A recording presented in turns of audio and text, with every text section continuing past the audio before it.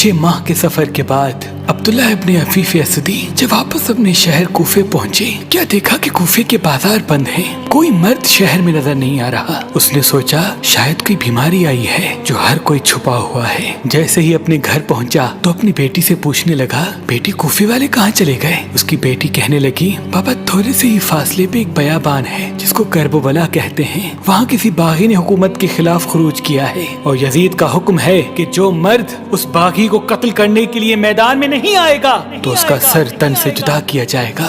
पापा आप भी जल्दी चले जाएं, कहीं कोई मुखबरी न कर दे। अब्दुल्ला ने सोचा ये कौन बागी है जिसको मारने के लिए इस तरह से लोगों को ले जाया जा रहा है। बिलाखिर वो तलवार लेके जैसे ही घर से बाहर निकलने लगा तो उसकी बेटी कहने लगी, बाबा जंग में माली गनीमत मिलता है, देखिएगा अगर यमनी अकीक मिले तो मेरे लिए लेके आइएगा। बस घोड़े पे बैठ के अब्दुल्ला करबला की तरफ रवाना हुआ। अब्दुल्ला कहता है, जैसे ही मैं करबला पहुंचा तो असर का वक्त था, 10 मुहर्रम का दिन था। मैंने अजीब मंजर देखा कि एक अकेला शख्स है जिसको चारों तरफ से फौज ने घेरे रखा है, जो बूढ़ा भी है, जो प्यासा भी लगता है, जिसका बाबा खुल के उसकी गर्दन तक आ पहुंचा है, जिसके जिस्म पर तीरों और नेज़ों के जख्म हैं, लेकिन किसी शख्स में इतनी हिम्मत नहीं कि जो उसके करीब जाके उससे लड़ सके। अब्दुल्ला कहता है कि मैं देखूं कि जहां वो शख्स घोड़े का मुंह करे फौजें भागती हुई नजर आ रही हैं।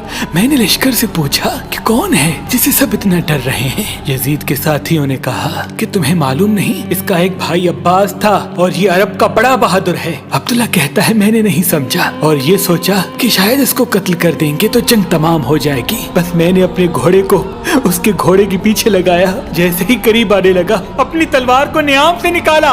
इतने में वो शख्स मुड़ के मुझसे कहने लगा, ऐ अब्दुल्ला सलाम हो तुम पर। और फिर उस शख्स ने अपने हाथ से एक अंगूठी उतारी और कहा, जाओ अपनी बेटी को मेरी तरफ से ये यमनी अकीक देना और ये बताना कि मैं बागी नहीं बल्कि रसूल अल्लाह का नवासा हूँ, बीबी फातिमा ज़हरा और इमाम अली का बेटा हूँ। अब्दुल्ला हाथ जोड़ के कहता है, ऐ मेरे मौला मुझे माफ कीजिएगा, मुझे मालूम नहीं था, अब मैं भी आपके कदमों पे कुर्बान हूँगा।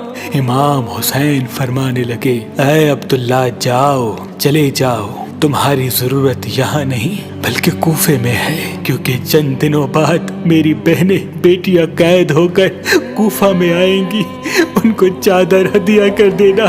ऐ अब्दुल्ला जाओ, चले जाओ। सलाम हो रसूल अल्लाह के खानदान पर, सलाम हो इमाम हुसैन अलैहिस्सलाम की अजमत पर, सलाम हो उन बीबियों पर जो इस्लाम के लिए बेपर्दा होके कूफा और शाम की बाजारों में फिरती रही, कूफा और शाम की बाजारों में फिरती रही।